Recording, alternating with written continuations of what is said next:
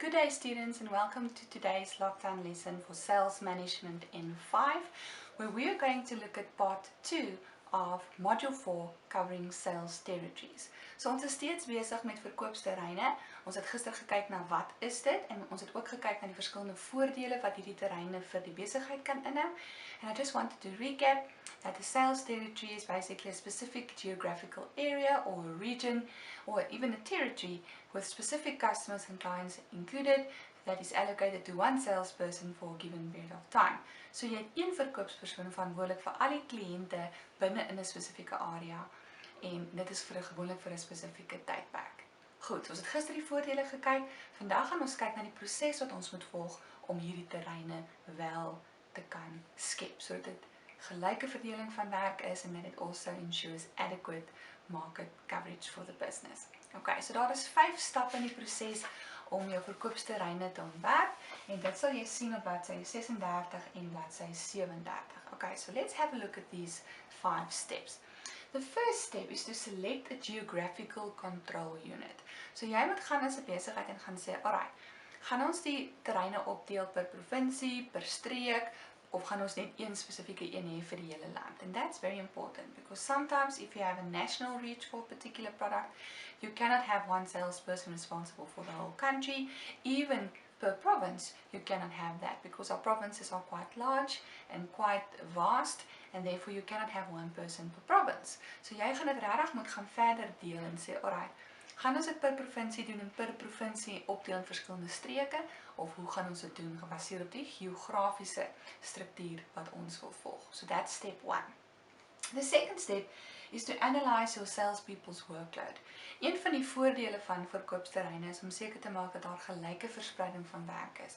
All salespeople must get the same workload and also the same sales potential. And that is very important. You cannot give one person a terrain or a territory where they have more potential for sales than another. So jy moet altyd doodseker maak dat daar gelyke verdeling van werk is en jou tweede stap in die proses om so 'n terrein te ontwerp is om te gaan kyk na die lading van jou verskillende verkoopspersoneellede. Okay, so look at their workload, make sure it's equal and that you actually take that into account when designing these sales territories. Die derde stap in die proses, the third step, is to determine the sales potential. Okay, so hier kom ons nou weer terug by die verkoopspotensiaal. Remember step 1, we look at the geographical area we want to focus on. Number 2, we look at the workload of our workers. En nou nummer 3, gaan ons bietjie gaan kyk na die potensiaal in elke moontlike terrein. Soos ek vroeër gesê het, ons moet seker maak dat elke verkoopspersoon dieselfde geleenthede het, dat hulle dieselfde potensiaal het vir verkope. And remember, in most cases, your salespeople earn commission on sales, and it will not be fair towards the one salesperson if they don't get the customers or the clients that will help them to reach their sales quota so that they can get that specific incentive. Okay, so nummer 1, wat is die geografiese area? Nummer 2, ons kyk na die werkslading. Number 3, let's look at the sales potential. The fourth step is to now determine the basic sales territories. Okay, so now we divide the geographical area based on the knowledge that we have of our salespeople's workload as well as the potential. So nou sê ons, okay, hier is 'n terrein, daar is 'n terrein. Dit is om en by dieselfde hoeveelheid kliënte, dieselfde hoeveelheid potensiaal vir verkope and it will have the same equal workload for salespeople that we allocate to those areas. So ons gaan in daardie stap eers gaan kyk na, het ons jou basiese strukture reg? And the fifth one, the last step is now only we go and assign particular salespeople to those territories. Okay, so sien jy, ons begin nie by die verkoopspersoon nie. Ons begin by te gaan kyk na die geografiese area. Dan gaan maak ons seker hoe lyk almal se werkslading. Ons gaan kyk na verkoopspotensiaal. We also look at putting these structures together and these territories together, and at the end only we start to allocate salespeople to those particular territories. The last part of module 4 is the factors that can influence the design of the sales territories. So daar's altyd sekere faktore wat die ontwerp van hierdie verkoopsterreine gaan beïnvloed. Die eerste een daarvan is die aard van die verkoopspos. Certain sales positions are quite different from others. For example, if you sell cars at the dealership, you are based there.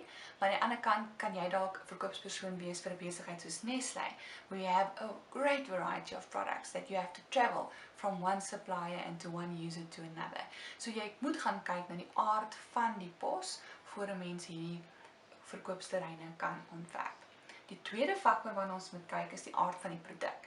Okay, whether you're selling a car or whether you're selling Tupperware, the type of product that you're selling, its cost, its nature, its features are all different, and this will also have an influence on how you actually put the sales territories together.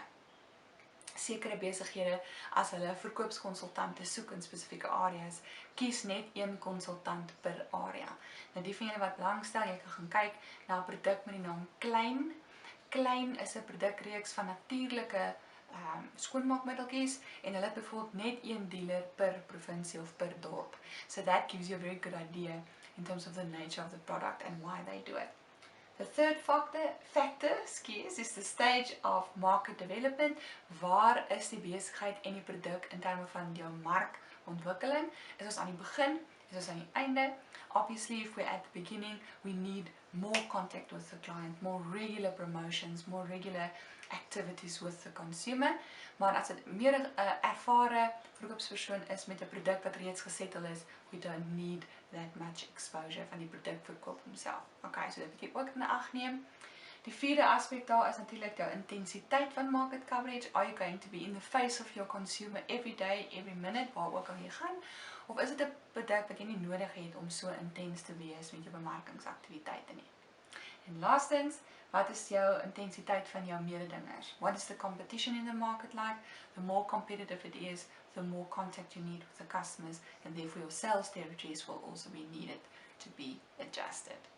Alright, so dit is die einde van hoofstuk 4 waar ons gekyk het na die verkoopsterreine. And then in the next video that I'm going to send through, we are going to start with module 5 on quotas and targets. As daar enige vrae is, sit dit vir my op die WhatsApp groepie and I'll try and explain it to you over there. Good, have a good afternoon and we will see each other again soon. Bye!